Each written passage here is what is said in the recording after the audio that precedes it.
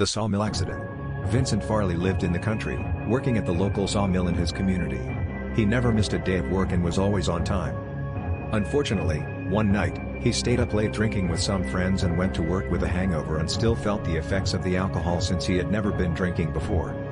While working on one of the hurdles, he lost his balance, stumbled, and fell face first into one of the spinning blades. Vincent was now cut from his forehead down to his chest. Still alive but losing blood. He staggered towards the exit and went out the door, walking down the long dirt road, looking for help since he had volunteered on the weekend, and no one was at the mill but him. In the distance, he could see a beige-colored farmhouse. Indeed, someone was home and could call for help. Vincent stumbled up the steps, using the outside paneling to hold himself upright.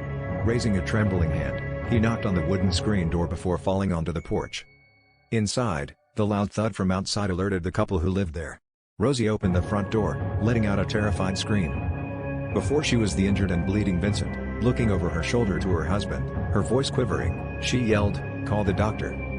By the time the doctor arrived, it was too late. Vincent had already passed. What surprised the doctor the most was that a man with that injury should not have made it as far as Vincent did.